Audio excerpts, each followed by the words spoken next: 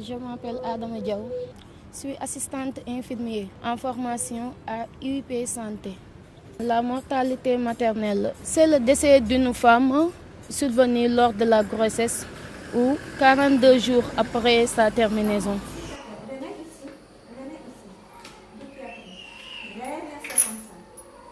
Vous êtes bienvenus à la pouponnière des Sœurs franciscaines missionnaires de Marie à Médina, qui existe depuis 1955 pour aider aux familles qui ont les enfants hospitalisés. Et ensuite, ça a changé pour accueillir les enfants qui ont perdu leur maman autour d'accouchement. Normalement, c'est plus ou moins 50%. Le reste, c'est abandonné. Les enfants que maman sont malades, ou il y a des cas sociaux aussi, ça arrive. C'est la famille qui nous amène les enfants, de 0 jusqu'à 1 an et demi, de temps en temps un peu plus. Ça dépend des situations de chaque enfant. Par exemple, le dernier enfant qui est venu, maman a fait tous les examens, toutes les visites. Elle a accouché, après elle a eu hémorragie. Il faut voir le corps médical, pourquoi ça arrive, les situations pareilles. Les causes sont multiples parce qu'on peut assister à des causes directes liées à la grossesse. Par exemple, les hémorragies, les infections, l'éclampsie et consorts. Mais on peut avoir aussi des causes indirectes comme les maladies, le palu par exemple, le sida, VIH-sida peut entraîner ces genres de choses, mais aussi les avortements à risque. La mortalité maternelle est plus présente en Afrique qu'en l'Ouest. Les moyens ne sont pas les mêmes. On peut avoir la même formation, mais les matériels qu'ils utilisent là-bas, ce n'est pas les mêmes que l'on utilise ici. Le système n'est pas le même aussi. Mais là-bas, ils utilisent souvent des matériels électroniques, alors qu'ici, le manuel fonctionne jusqu'à maintenant. Il faut qu'on augmente l'asepsie et la rigueur. Où vous voyez les enfants qui sortent ici, et c'est vrai, les familles n'ont pas de moyens, vraiment, ils n'ont pas de moyens. Par exemple, il y a les enfants qui sont prématurés.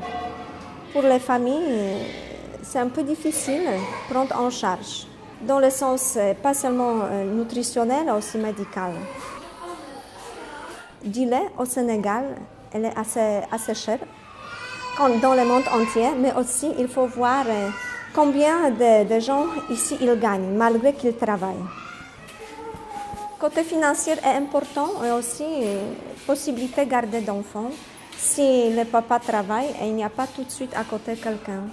Et si malgré tout les enfants étaient donnés à grand-mère ou à la tante qui est au village ou à quelque part, et s'il n'y a pas de moyens, l'enfant après il vient chez nous dans les cas assez graves parce qu'il est dénutri, il est mal nourri et tout ça. On voit parfois des patients qui préfèrent aller à des marabouts. C'est leur culture.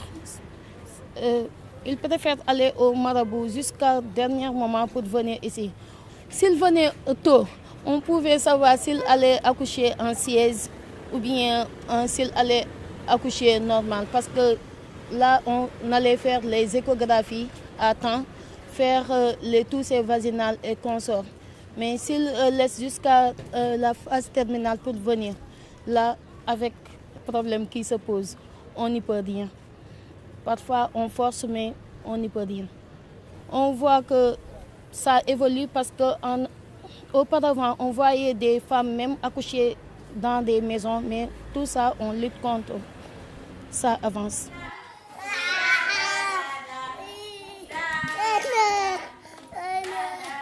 Nous ne pouvons jamais remplacer une maman, mais nous faisons tout avec les personnes avec lesquelles nous travaillons. Ce sont les monitrices qui sont engagées chez nous. Il y a les filles du foyer Maria Goretti.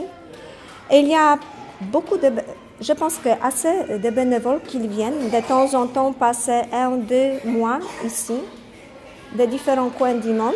Aussi pas mal de Sénégalaises qui viennent pour entourer. Je pense que dans le sens émotionnel, c'est très important pour l'équilibre des enfants. Il y a les gens de bonne volonté. Vous voyez, aujourd'hui, c'est le jour des femmes. Il y a pas mal de femmes qui sont venues avec les couches. Il y a les bienfaiteurs. Aussi, il y a l'État qui nous aide. Et aussi, il y a la providence. Le Dieu, elle fait tout pour que les enfants ont tout. Bamba, il va à la crèche. Victor ne peut pas parce qu'ils vont c'est un peu... Nous espérons que tout ça va régler. Et bientôt, ils vont trouver les lieux où il peut s'arrêter plus longtemps.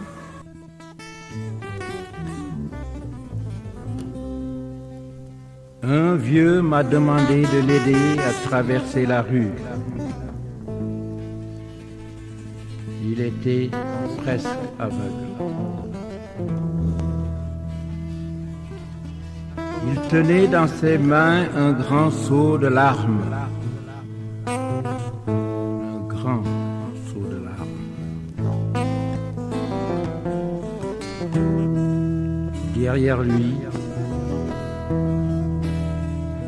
l'enfant avait perdu sa mère, qui lui avait donné la vie.